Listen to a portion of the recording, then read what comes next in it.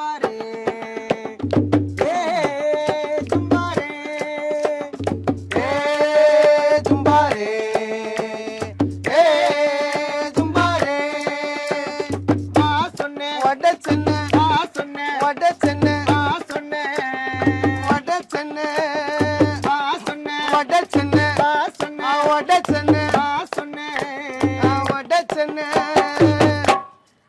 சென்னை எப்படி இருக்கு யாருக்காச்சும் தெரியுமா உண்மையை எடுத்து சொன்னா ஒருத்தனுக்கும் வட சென்னை எப்படி இருக்கும் யாருக்காச்சும் தெரியுமா உண்மையை எடுத்து சொன்னா ஒருத்தனுக்கும் புரியுமா இருந்த அழகையெல்லாம் அழிச்சுட்டானுங்க பல உண்மைகளை அடியோட மறைச்சுட்டானுங்க இழந்த நிலங்களை நம்ம மீட்டு எடுக்கணும் இரண்டாம் சுதந்திரமா அதுவும் இருக்கணும் வட சென்னை எப்படி இருக்கும் யாருக்காச்சும் தெரியுமா உண்மையை எடுத்து சொன்னா ஒருத்தனுக்கும் புரியுமா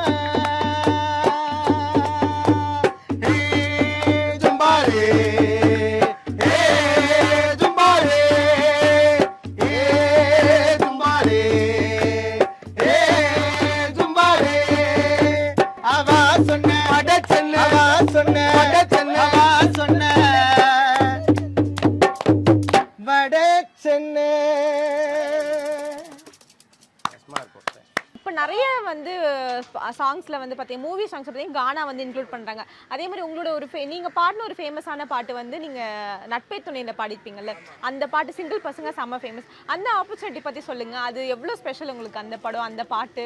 நண்பர் பாலச்சந்தர் தான் வந்து கூப்பிட்டு போனார் என்ன ஆதி அண்ணகிட்ட. முதல்ல நாங்கள் போனோடனே ஒரு நார்மலான ஒரு சாங் மாதிரி தான் இருந்தது. அதுக்கப்புறம் வந்து லிரிக்ஸிஸ்ட் அறிவு தான் எழுதியிருப்பார் அந்த பாட்டு.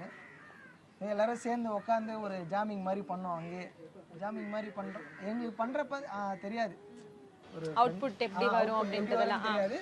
ஏதோ ஒரு வாய்ப்பு நம்மளுக்கு கிடச்சிருக்கு, ஸோ நம்ம போய் பாட்டு பாடுறோம் அப்படின்னு சொல்லி தான் போய் பாடினது. அதுக்கப்புறம் பாட்டு ரிலீஸ் ஆனதுக்கப்புறம் இவ்வளோ சிங்கிள்ஸ் இருக்கிறாங்கன்னு சொல்லிட்டு அந்த பாட்டு வந்ததுக்கப்புறம் தான் தெரிஞ்சது. ஏன்னா 100 மில்லியன் மேலே செம்ம வீடியோ, செம்ம வைரல் ஆச்சு. வைரலான ஒரு பாட்டு, ரொம்ப ஸ்பெஷலான சாங் அது. எஸ். இப்போ அந்த பாட்டு எங்களுக்காக, அந்த பாட்டு மிஸ் பண்ணிட்டோம் அவ்வளோதான். ப்ளீஸ் அந்த பாட்டு. பொண்ணை பார்த்தா மண்ணை பார்க்கும், அவ கண்ணை பார்த்தா சொன்னவாதே, அவன் அப்ப வந்தா பிட்டாவும் ஆனா அப்புறமா ரிப்பீட்டாவும். சிங்கிள் பசங்க இப்போ மிங்கெல்லாம்